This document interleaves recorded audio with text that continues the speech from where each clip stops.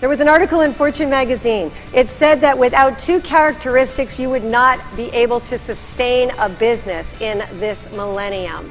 And those two characteristics are flexibility and adaptability. Because when you're rigid, you break. And relationships break from that rigidity. So keeping in mind flexibility and adaptability could be your vision statement for the future. I came up with 3 ways not to talk because I'm a talker. That's my profession. I'll tell you the 3 ways. You decide if you can do them or not. The first is to bite your tongue. And I literally bite my tongue. I was told that you can tell the signs of a good marriage by the number of bite marks on the tongue of the people in the marriage. So you bite your tongue. So bite your tongue in a place that you don't think anybody's going to see. Like I can do it very naturally. Can you tell? I practice because I can't go left, I can't go straight. I got to go right, or it looks peculiar. So see if you can find a spot to gently bite your tongue and turn to someone near you and see if you look peculiar. Go ahead. How are you looking?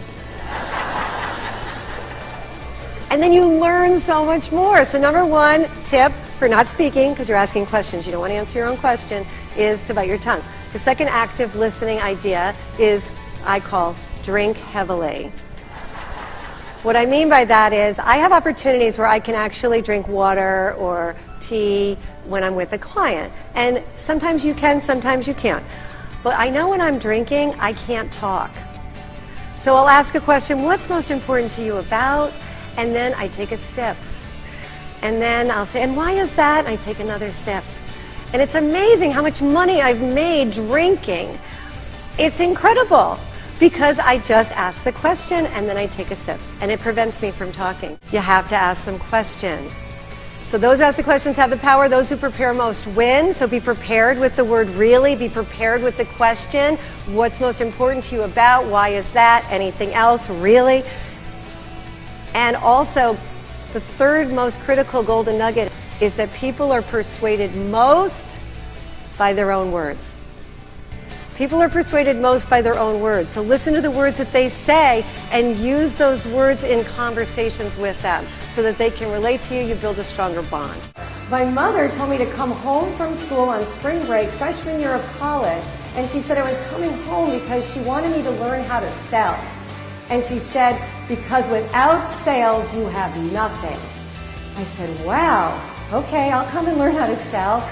I said, what do I do? We had a speed reading company, and she said, she said, I want you to make a call to the president. I said, the president of what? She said, our country. I said, you want me to call Jimmy Carter? That's who was president when I was 19. So I said, why? Why am I calling the president of the United States? And she said, because he needs us. I said, how do you know? We had a small business in Greenwich, Connecticut. We just taught people how to read faster. She opens the New York Times. She points to a direct quote. The quote said from Jimmy Carter, I wish I could read faster like JFK. My mother wholeheartedly believed that this was a hot lead. She said, call him. I said, you got the number? And she gave it to me. So I called him. He wasn't there. But somebody answered and said, send information. And we did. And 6 months later, we got a call from the White House. And the Baldridges went to Washington. And what I find fascinating about that whole experience is that my mother wanted to grow her business. And she looked for ways and opportunities in all different sources. And then she decided if she just looked for opportunity, made connections, made a phone call, and didn't know where it was going to take her, that it was worthwhile. And she would say, someone somewhere is looking for exactly what you have to offer. To gain 3 to 5 hours of time in your week, the Plus Plus Dash says if you say 2 positive things and then you dash off. So 2 positive things and then you dash off. So the more that you can minimize the interruption, more that you can minimize the conversation, the more time you'll be able to reclaim in your day. And you can actually get it back. Now, since so many people are in this room, if you want, you can use a shorter version of the Plus Plus Dash. And you just turn to the person and say, Plus Plus Dash at dinner? And that just means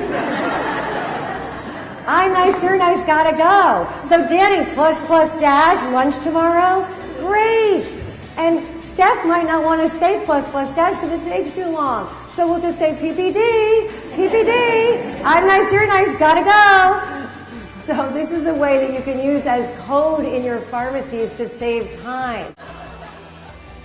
I said, Wilson, if you had only listened to me yesterday, and he clenched his fist with rage, and he said, Mom, it will never be yesterday, so why do you keep talking about it?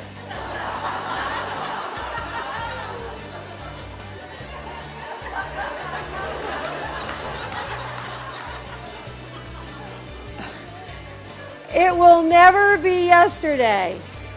So I thought, that's profound. I better write that one down. So I didn't know because my son is my child and I thought he's 5. They say cool things at 5. I said to a client that afternoon, I said, tell me if this is just something that I think is cute because he's my son or if this will help you. And I said, my son said it will never be yesterday, so why do you keep talking about it? She thought a minute and said, Joy, that comment alone would have saved me 10 years of therapy.